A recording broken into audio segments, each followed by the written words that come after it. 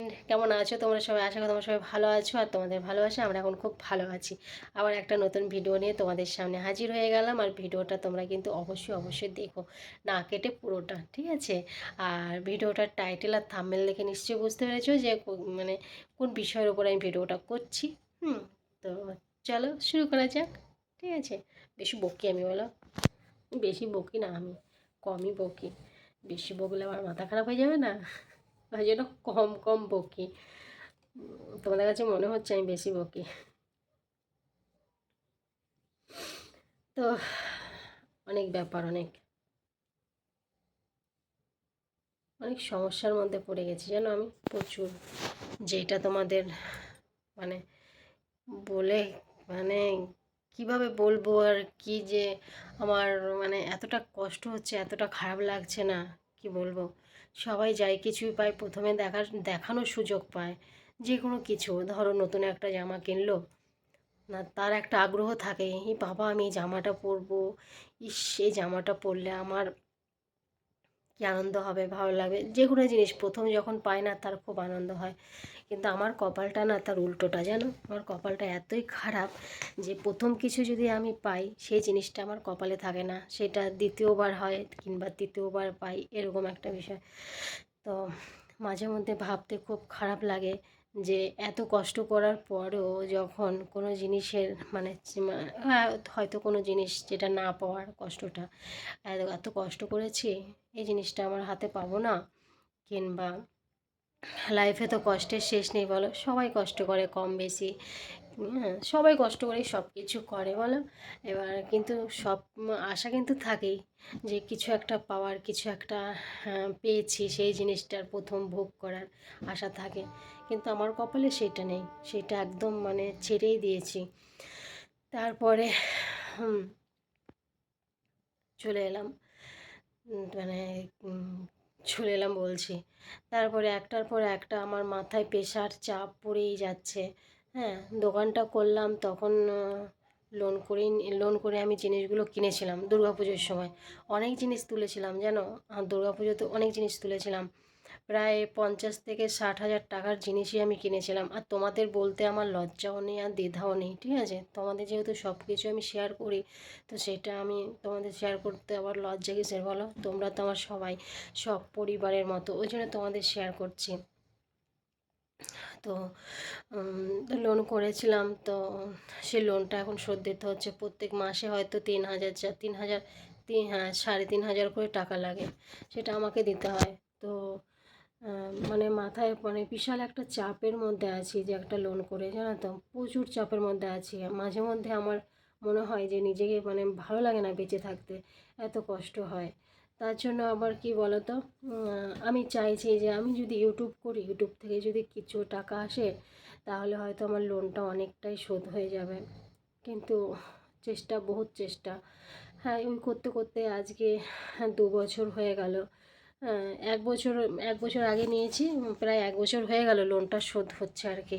হুম 1 বছর তো দিচ্ছি, 1 বছর ধরে দিচ্ছি, যেইভাবে হোক কষ্ট করে দিচ্ছি, যেইভাবে হোক। মানে আমার মানে মাঝে মধ্যে এই লোনটার জন্য এতটা খারাপ লাগে না তো।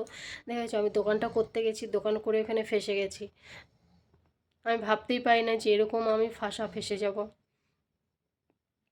তো আমি ভেবেছি যে সবাই তো ইউটিউব থেকে ইনকাম করে, তাহলে আমি হয়তো ইউটিউব থেকে ইনকাম করে তাহলে আমি কিছু করতে পারবো। যদি লোনটাও শোধ করতে পারি তো আমার অনেকটা। তো 3 বছরে নিয়েছি, 1 বছর শোধ হয়েছে, আর 1 বছর আছে। তো আমি মাঝে মধ্যে আমার এটার জন্য বিশাল টেনশনের মধ্যে থাকি। আর প্রচুর প্রচুর কষ্ট হয়, আর প্রচুর মানে এত হেডেক না, মাথার উপরে প্রচুর প্রেশার পড়ে। তো আমি ভাবি সব সময় যে আমি কি করে শোধ করব, আমার এই দেনাটা আমি কি করে শোধ করবো। আমার মাথায়ও মাঝে মধ্যে কাজ করে না, যেন মাথায় একদম কাজ করে না মাঝে মধ্যে। তো তারপর আমি ভাবলাম যে হ্যাঁ, তাহলে কিছু একটা তোমাকে করতেই হবে, দোকান যখন চলছে না। তো আমি তারপর আবার ছেলেটা মায়ের কাছে থাকে, ছেলেটাকে বাড়িতে নিয়ে আসতে হবে। হ্যাঁ, ছেলেটাও বলছে মা আমি ওখানে থাকবো না, এই নিয়ে নানান টেনশনে ছেলেটাকে বাড়িতে নিয়ে এলাম। আর দোকান চলছে না, ভাড়া দিতে হচ্ছে মাসে 2,000 করে। আমার দোকানের ভাড়া দিতে হচ্ছিলো মাসে 2,000 টাকা করে, আবার জিনিসগুলো কিনে ফেঁসে গেছি, মানে চারিদিকে একটা প্রেশার, ওই জন্য বাড়িতে নিয়ে চলে এসেছি। তারপর আবার এই তোমার টুকটাক তারপরে আমি ইউটিউবে চ্যানেল করলাম, কিছু পাই নাই তো কী করব তখন। ইউটিউবে যে মানে মাথায় তখন কাজ করছে না, ইউটিউবে চ্যানেল করছি সবাই ইনকাম করছে, তাহলে আমি কেন পারবো না। যাই হোক, ইনকাম তো করছে, পারবো না, একটা জিদ ধরে গেল। তো ঠিক আছে, যখন আমার ফার্স্ট পেমেন্টটা এলো তো তোমাদের শেয়ার করতে আমি একদমই পারিনি। যখন ফার্স্ট পেমেন্টটা আমার এলো, আজ 2 মাস, 2 মাসই মনে হয়ে গেল, 2 মাস, 2 মাস হয়েছে আমার ফার্স্ট পেমেন্ট ঢুকেছে। তো আমার কপালটা দেখো এতটাই খারাপ যে আমি ফার্স্ট পেমেন্টটা আমি তোমাদের দেখাতে পারিনি, আমার লোনেই কেটে নিয়েছে পুরো টাকাটা। তো আমার ওই জন্য আমার এতটা খারাপ মানে লেগেছে, যেটা মানে মানে তোমাদের ভাষায় আমি প্রকাশ করতে পারছি না।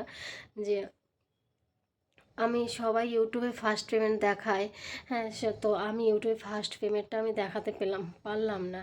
হ্যাঁ, তো এর জন্য আমি খুব দুঃখিত, আর আমি খুব মানে কষ্টের মধ্যে, মানে মানে কেমন একটা মনের মধ্যে একটা হয়ে গেছে যে আমি ইউটিউব থেকে ফার্স্ট পেমেন্টটা পেলাম। তো যেটুকুই পাই আমি ইউটিউব থেকে তো পেয়েছি, তো তো আমার লোনেই কেটে নিয়েছে। আমার খুব কষ্ট লেগেছে গো, যে আমি তোমাদের দেখাতে পারলাম না। আমার এতটা কষ্ট লেগেছে যেটা বোঝাতে পারছি না। আমি মাঝে মধ্যে আমার খুব খারাপ লাগে যে পৃথিবীতে ভগবান শুধু আমাকেই কষ্ট ভোগ করার জন্য দিয়েছে। হ্যাঁ, এত কষ্ট করার পরেও তো ওই জন্য খুব খারাপ লাগে মাঝে মধ্যে, এতটাই খারাপ লাগে। তো আমার চোখ মুখ দেখে তোমরা বুঝতে পারছো নিশ্চয়ই যে এত টেনশন করি যে তখন খাওয়ার কথা ভুলে যাই, সব কিছু ভুলে যাই টেনশনে। শুধু একটাই টেনশন, আমি লোনটা কী করে শোধ করব, আমি কেন নিলাম লোনটা, কেন আমি দোকান করতে গেলাম, আমার এটাই এখন মাথায় ঢুকছে যে কেনই বা আমি দোকান করতে গেলাম, কেনই বা আমি লোনটা নিলাম, আমি এখন কি করে লোনটা শোধ করব। তারপর আবার তোমাদের দাদা ভাইকে কী করে বলবো যে আমার লোনটা শোধ করতে। তোমাদের দাদা ভাই ঘরটা ঠিক করলো, তাহলে ও কয় দিকে করবে, ঘর না ঠিক করলে ঘরে সাপ ঢুকে যাচ্ছে, মানে অনেক অনেক জ্বালা যন্ত্রণার মধ্যে আমি এখন, মানে আর ভালো লাগছে না গো। ওর জন্য জানো তো মানুষ চট করে কোনো কিছু মানে মানে ধরো যে একটা কোনো কিছুরই মানে যাই বলো না কেন, কোনো কিছুর পেছনে কিছু না কিছু একটা রহস্য আছেই। যেরকম আমার পেছনে একটা রহস্য আছে যে আমি তোমাদের শেয়ার করতে পারিনি, যেটুকু রহস্যটা যে লোনে কেটে নিয়েছে। আর আমি অ্যাকাউন্টটা ওই ব্যাংকেরই দিয়েছিলাম, যে ব্যাংকে লোন করেছিলাম ওই ব্যাংকেরই অ্যাকাউন্টটা দিয়েছিলাম, হাতে পেয়েছে আর গজ করে কেটে নিয়েছে। তো আর কি করা যাবে, আমার কপালটাই খারাপ যে তোমাদের শেয়ার করতে পারিনি, তোমাদের দেখাতে পারিনি আমার ফার্স্ট পেমেন্টটা। তো আমার মাঝে মধ্যে আমার খুব খারাপ লাগে জানো, নিজেকে খুব লজ্জা লাগে নিজের কাছে। সবাই মানে সবাই অনেকেই বলে, অনেকেই দেখেছি বড় বড় ইউটিউবাররা দেখায় আমার সোনার কালেকশান, আমার সোনার জিনিস, আমার গোল্ডের কালেকশান আমি দেখাচ্ছি, কিন্তু আমার কপালটা এত খারাপ যে আমার কোনো গোল্ডের কোনো কালেকশন নেই যে আমি তোমাদের শেয়ার করব।